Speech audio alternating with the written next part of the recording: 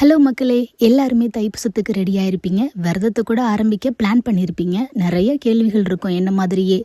Tea coffee குடிக்கலாமா, நம்மளோட சாப்பாட்டில் பூண்டு ஆனியன் சேர்த்துக்கலாமா, இந்த 4 கொஷின் எப்போவுமே நம்மக்கிட்ட இருந்துகிட்டே இருக்கும்ல.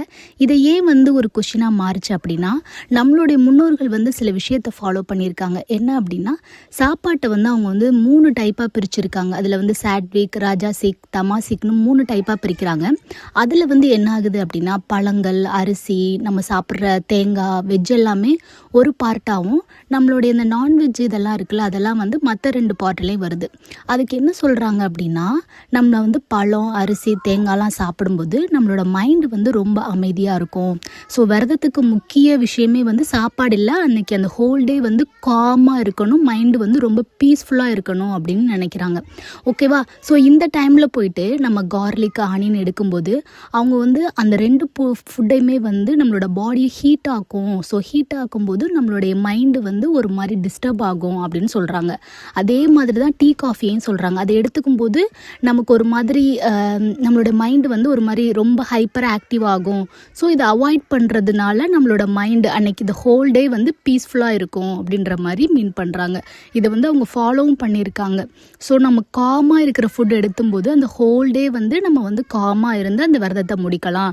அது இல்லாமல் சிக்கன் சாப்பிடும்போது நம்ம உடம்பு ரொம்ப சூடாகும். ஆனியனையும் கார்லிக்கையுமே இந்த உடம்பு சூடாகும் தான் சொல்கிறாங்க. அப்போ ஒரு மாதிரி டென்ஷன் ஆகும், ஒரு ஆசைகள் உருவாகும். டீ குடிச்சிட்டா ஒரு மாதிரி உடம்பு, நம்மளோட பாடி ஒரு மாதிரி ரியாக்ட் பண்ணி நம்மளோட பீஸ்ஃபுல்லை குறைக்கும். அதனால இதெல்லாம் தவிர்த்துட்டு நம்ம மைண்டு அன்னைக்கு ஃபுல்லாக அந்த விரதத்தை நம்ம முருகனை மட்டும் நினைக்கணும் அப்படிங்கிறதுக்காக பீஸ்ஃபுல்லான ஃபுட்டை எடுத்துக்கிறதுக்கு தான் இதெல்லாம் நம்மளோட முன்னோர்கள் அவாய்ட் பண்ணுறாங்க. அப்போ நம்மளால் டீ குடிக்காமல் இருக்க முடியாது அப்படி நீங்கள் ஃபீல் பண்ணீங்க அப்படின்னா, விரதத்தில் இருக்கிற இம்பார்ட்டன்ட் விஷயமே நம்ம எந்த அளவுக்கு மனசு ரொம்ப சுத்தமாக பண்ணுறோம், எந்த அளவுக்கு முருகனை நேசிக்கிறோம், சுற்றி இருக்கவங்க யாரையும் ஹர்ட் பண்ணாமல் இருக்கணும் அப்படிங்கிறதான் மெயின் திங்.